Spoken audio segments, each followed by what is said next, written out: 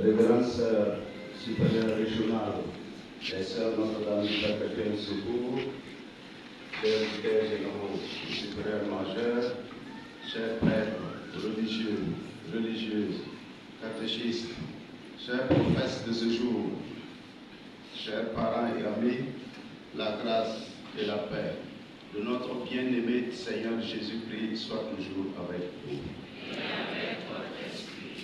Aujourd'hui, l'Église fait le mois de Saint-Augustin. Nous commençons par souhaiter la bonne fête à tous les Augustins et Augustines présents ici dans nos paroisses.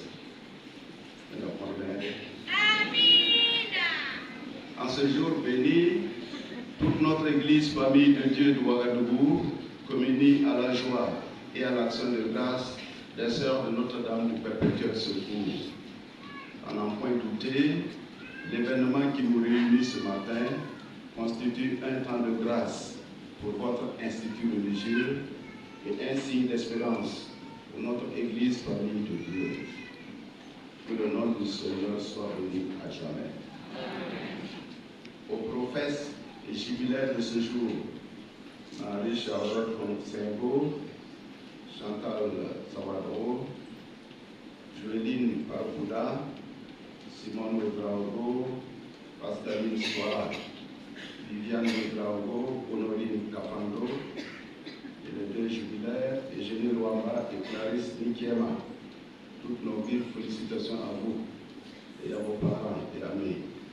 Puisse votre oui être un oui fécond, à l'exemple de Marie, modèle par excellence de toute vie consacrée.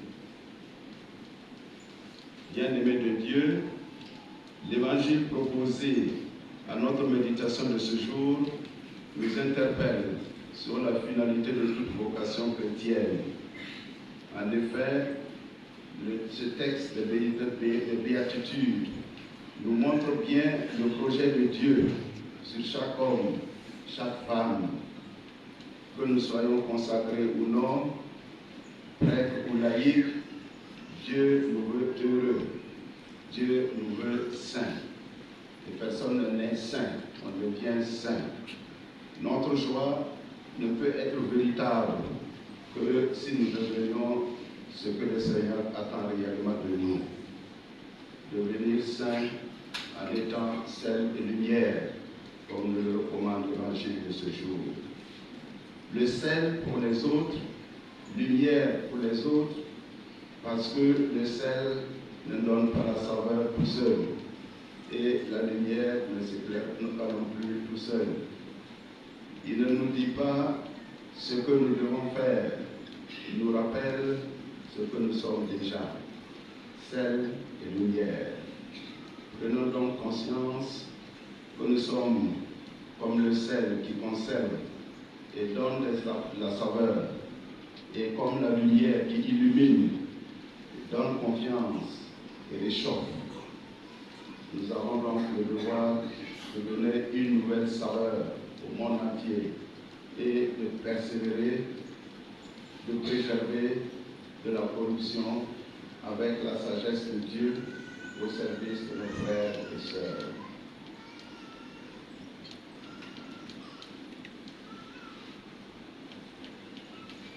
Frères et sœurs bien-aimés, que signifie pour nous donc la vie consacrée, ce que nos filles vont réaliser tout à l'heure en notre présence? Que signifie la vie consacrée? À l'origine de toute vocation et de toute consécration religieuse, il y a d'abord un appel de Dieu que rien n'explique, sinon l'amour qu'il porte à la personne qui l'appelle, et l'amour, cet amour est absolument gratuit, personnel, unique.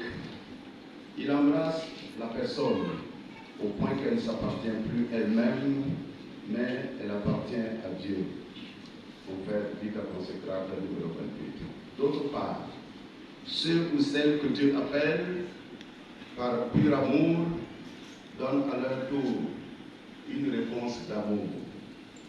La consécration religieuse est donc un don de Dieu qui l'envoie à la consécration baptismale.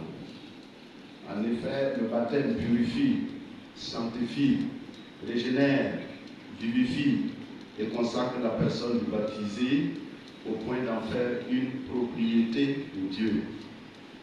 Quant à la consécration religieuse, tout comme celle sacerdotale, elle constitue une nouvelle consécration, selon une belle affirmation du Concile Vatican II, que je cite, à un titre nouveau et particulier, le religieux, la religieuse est entièrement livrée à Dieu. La profession